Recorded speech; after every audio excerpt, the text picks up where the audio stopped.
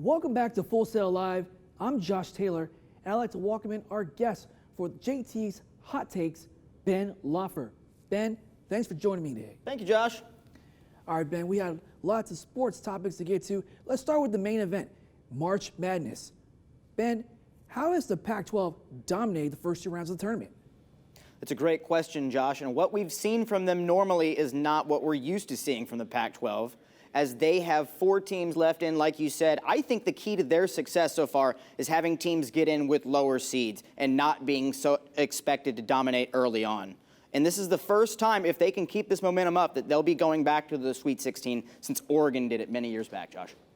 All right, Ben, it's been a good start for the Pac-12, but what about the Big Ten? They had 9 teams in the tournament, and now they're down to 1. So what happened to the Big Ten Conference?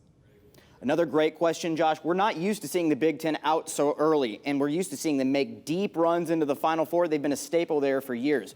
What we are seeing is them getting out in the second round, such as Ohio State, Michigan State, Wisconsin, all out early. But this has been kind of an odd year for college basketball in general. No Duke, no Kentucky, no IU. So they're not the only conference that things are being a little wonky for.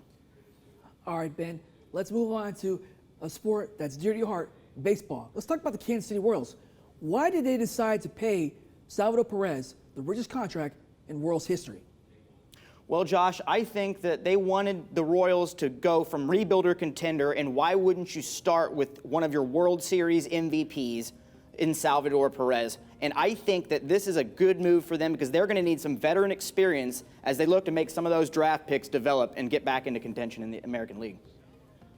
All right, Ben, and we're down with 1 week to go before Major League Baseball's opening day. Who you got, Ben? Who's going to win the World Series?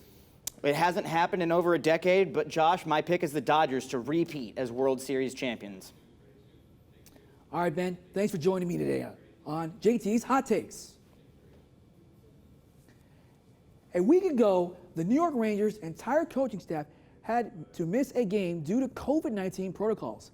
Yet the Rangers kept playing and have gone 2-1 in their last 3 games. No coaches, no problem. The Rangers look to continue their playoff push against a Sabres team who just want to stop losing games. Second period, Sabres lead 1-0, and Capo Caco scores a goal to tie the game. Let's take another look there as Caco snaps a 19-game goal drought.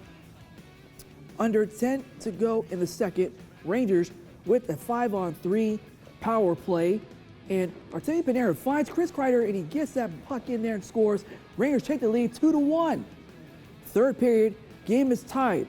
Rangers on the power play.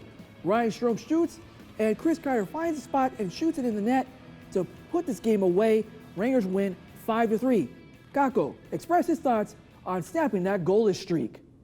Yeah, it always feels good when you score a goal, but after long time, even better. Yeah, of course I feel better right now, and like I say, I think when I'm on that line, I just need to go to the net and try to get some shots and stay there. So that's my job. The Rangers went 2 for 3 on the power play against the Sabres, improving to 4 for 13 over their last 4 games. The New York Rangers also continue this nightmare for the Buffalo Sabres, as they have now tied the longest losing winless streak at 14 games. Let's move on to my top plays at number 3, USC versus Kansas. And we have Chavez Goodwin slams it down with authority as USC hands Kansas a 34-point loss and wins 85-51. Number 2, Michigan versus LSU. They've been shooting threes from all over the place, and Shandy Brown gets this one with 21 points. Michigan wins 86-78. And my top play, of course, we got to do the Cinderellas, Oral Roberts. Kevin O'Banner shoots this one as he's falling down, and Oral Roberts had a 33% from beyond the arc. Oral Roberts wins 81-78. Well, that's all the time we have for our show today. Thank you so much for tuning in. Enjoy all the Sweet 16 matchups this weekend, and stay safe. For Full Sail Live, I'm Josh Taylor.